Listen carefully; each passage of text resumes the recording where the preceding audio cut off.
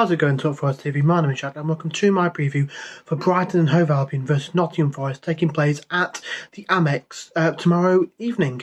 So yeah, another disappointing result this time at the Molineux against Wolves. Yeah, no, I don't really know what to say at this point. Like, I don't really know what more can be said or whatever about Forest. Unfortunately, I didn't get to watch the game yesterday. Not yesterday, day before. So I can't really comment on it too much, but it's just really hard to kind of take, you know. We know it's going to be a hard division. We know we're going to struggle, but games like this, I mean, I highlighted our run of form. Let me just get it up. Our run of games, should I say. We had Wolves, Villa, Leicester, Fulham, Leeds and Bournemouth. All right, Leeds was postponed, but I thought we'd probably get, a win against Bournemouth, maybe a win against Fulham, maybe a win against... I thought we might get, maybe 10 points? You know, I thought maybe we would get 10 out of that, maybe 9, maybe 12, somewhere in that ballpark. We got 1. We got against newly promoted Bournemouth, Leeds, who struggled last year. You can't really count that game because it obviously was postponed because of the passing of the Queen. Newly promoted Fulham, bottom of the table at the time, Leicester, Villa, who aren't great, and Wolves, who aren't great. That's 6 games where you could potentially get 18 points, and I thought maybe we'll get somewhere in the realms of maybe 10 kind of points, because games before that, you know, okay, we lost to Man City. Everyone's not everyone, but a lot of teams are going to lose to Man City. You know, we had Spurs, where we played all right, to be fair. Then we had 2 games unbeaten with Everton away and West Ham at home. So we had a bit of confidence going into that run. You thought, you know, I reckon we could get maybe double-digit points out of that little run. We got 1 solitary point, a draw at home to Villa.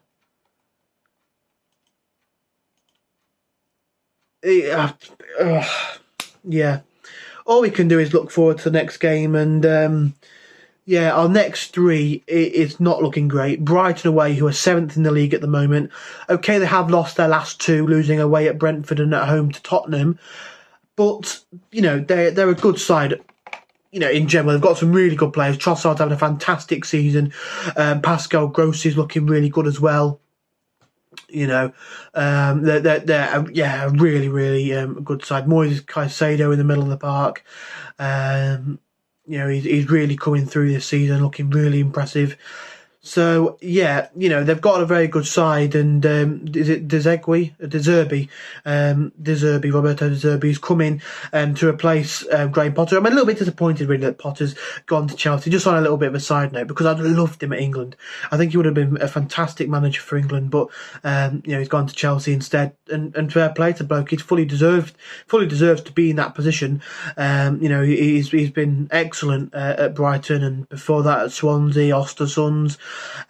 You know, he's been a fantastic manager, and he fully deserves it. But just touching back on this game then, like I say, Brighton are a side who are having a very, very good season, currently 7th in the division.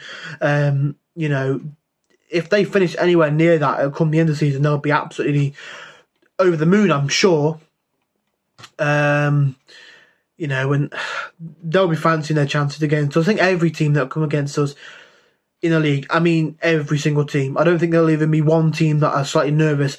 I think every team that play us will think, okay, now we can get back to good form if they're on bad form, or okay, we know our run will last a little bit longer, because we're just so weak, and just, I don't know. We thought that against Villa that maybe it was going to be a bit of a launch pad to go forward, but, you know, from all accounts, not a great game against Wolves. But yeah, Brighton, like I say, are a very good side, a team that play lovely football.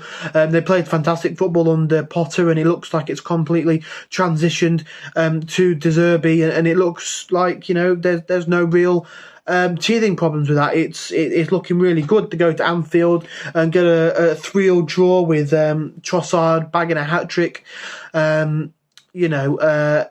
Just they look really, really good, and they look like a fantastic team. You've seen sort of in the past, maybe Leicester a couple of seasons ago when they were pushing for top four, they were playing some really, really lovely stuff, and they're a team really shrewd in the transfer market, and Brighton look like they're really fitting that mould at the moment.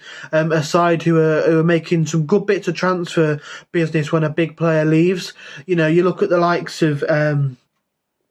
It's almost as if they predict what's going to happen, because they brought in Moises Caicedo, and then the next season Basuma goes, so they already had a ready-made replacement.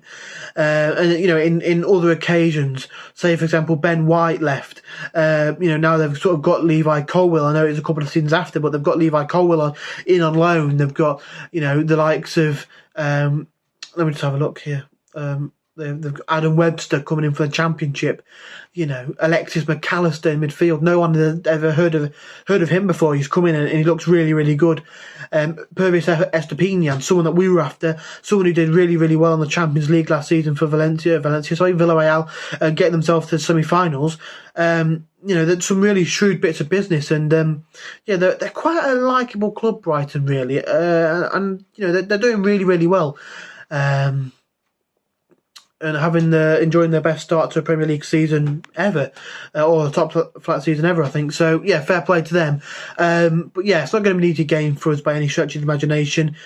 Hopefully something can click and we can get that win that we need. Every game I'm going into it hoping that something happens, hoping that we get the 3 points that we need, because it's really looking a bit dire for us, really. 1 point out of the last, what would it be now? Let me try and work it out. 1 point out of our last. Let's go here. Timeline. Know what we're doing here. Sorry about this. I want Forest. There we go. So 1 point out of our last 1, 2, 3, 4, 5, 6, 7. So 1 point out of 7. So 1 point out of a possible 21. It's not great, is it? 20 points dropped in our last 7. Yeah, last win in the league came in August. Was it mid-August? Yeah, August the 14th. It's not good at all, is it? It really isn't good at all. Something needs to change. We need to pull our things out big time, and something needs to be changed. I think you got to look at some of the players, and unfortunately, I don't like to do this, but Brennan, I think, has to be dropped. I highlighted in the Villa game, he needed to be a bit braver and try and take his man on a little bit more. And I think that's really a lack of confidence, and missing that penalty, his confidence is going to be even lower. He just needs some time, sort of out the firing line, get his head back to a good position, and be able to go again. I really think that is what he needs to do.